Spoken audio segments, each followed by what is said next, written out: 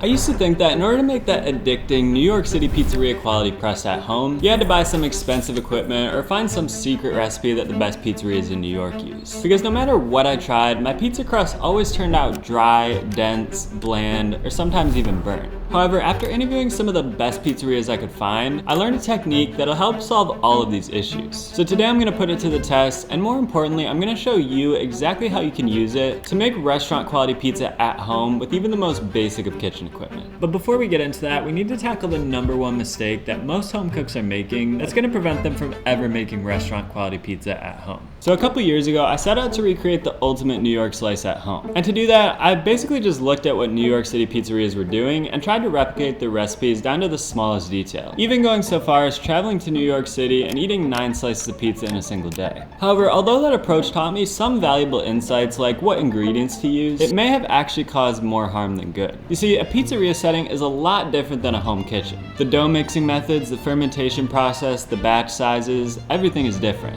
But most importantly, the oven is different. A home oven just simply can't get as hot as a proper pizza oven. And just to show you how big of a difference the oven can make, I baked 2 pizzas using the exact same dough, but I baked one in my home oven at 550 degrees Fahrenheit, and the other in my portable pizza oven at around 650 degrees. And as you can see, the pizzas look pretty different. And it's not just the temperature, everything about these ovens is different, so to try to use the same recipe and process in a home oven as you'd use in a pizzeria is just never gonna work. As you can see, at higher temperatures, you get better oven spring and better browning, which equates to more complex flavor. More importantly though, when you're baking at a lower temperature, you need to bake the pizza for longer to let it get crispy, which means the cheese often has time to separate and become greasy as opposed to staying nice and gooey and melty the way I like it. However, after experimenting with hundreds of homemade pizzas, I've discovered 2 simple solutions to this problem, which mimic the same baking process used in a professional pizza oven, allowing us to get that crispy, more nicely browned pizza. So the baking surface that's typically used in professional pizza ovens is stone, and that's because it retains heat really well, so it allows busy pizzerias to bake pizza after pizza very quickly. However, what stone isn't great at is transferring heat.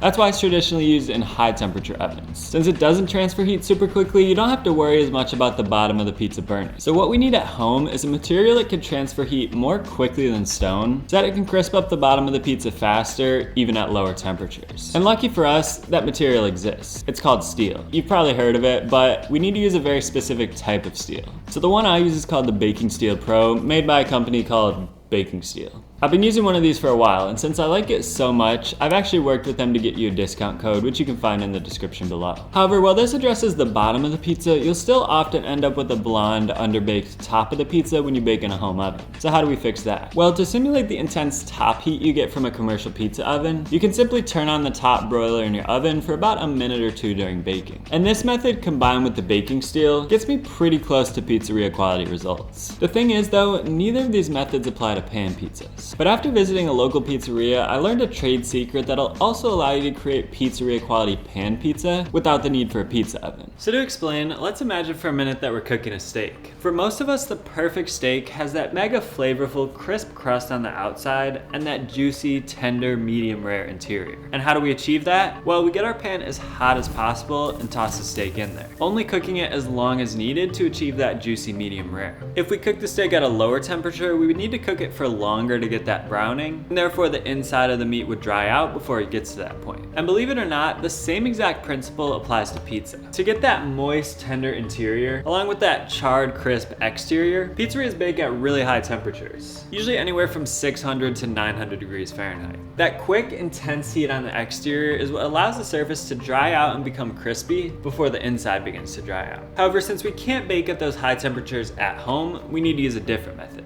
par baking. Or in other words, baking your pizza dough first before then putting on the toppings and finishing the bake. The thing is, the way most people par bake tends to lead to dry, crusty, or overly dense pizza. And funny enough, I used to do it the wrong way as well, which is why I used to be against par baking. However, after visiting Pizzeria Deloro a few weeks ago and seeing the proper way to do it, my opinion has completely changed. And the results I've been getting since switching to their method have been pretty incredible.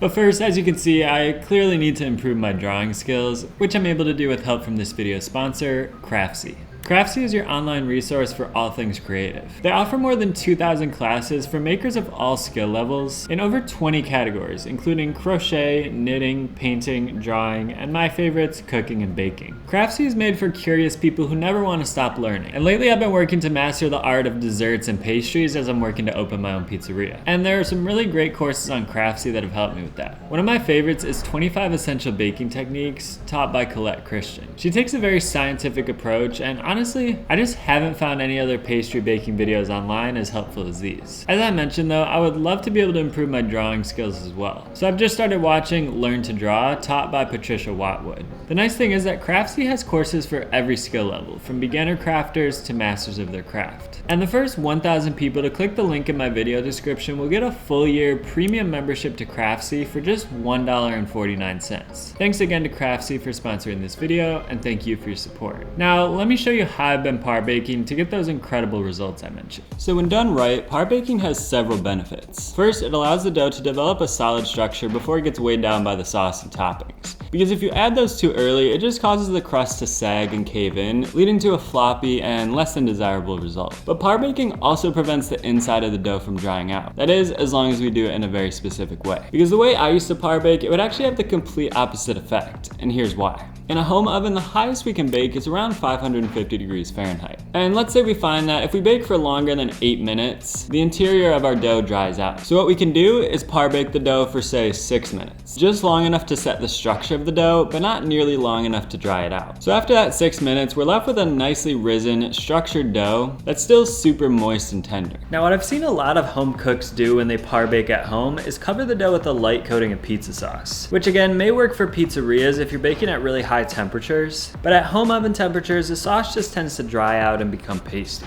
What they do at Pizzeria DeLoro though is pretty genius. They coat the dough with tomato water, aka diluted pizza sauce, before par baking. And that extra moisture works like a charm for avoiding that pasty sauce texture. So those two things in combination make a huge difference in avoiding a dry and crusty dough. However, this next step is where most home cooks mess up. Because what most people do is go ahead and top this par-baked dough right away and then throw it right back in the oven. But let me show you why that's not ideal if you want to keep the interior as moist and tender as possible. So this is our crust after that 6-minute par bake. The exterior of the dough should be around 550 degrees Fahrenheit, right? Because that's the temperature of the oven. Meanwhile, the interior hopefully hasn't gotten much higher than 200 degrees Fahrenheit, because much beyond that point, all the water would evaporate and it would start to dry out. So if we threw this pizza right back into the oven, that's exactly what would happen. This interior temperature would keep rising right where it left off, and your dough would dry out pretty quickly. So what we need to do instead is another thing I learned from Pizzeria DeLoro, and while I think they do it more so for efficiency during service, it also just so happens to lead to a much better result. Basically, once the dough cools to a point where it's cool enough to handle, we'll wrap it in plastic wrap or throw it in some sort of sealed container and let it cool down all the way, preferably in the fridge. So this basically resets the temperature of the entire dough to say 35 degrees Fahrenheit all throughout. So that when we go to bake it again, with toppings this time, the exterior can again get nice and hot and crisp, while the interior temperature will stay low enough to avoid drying out.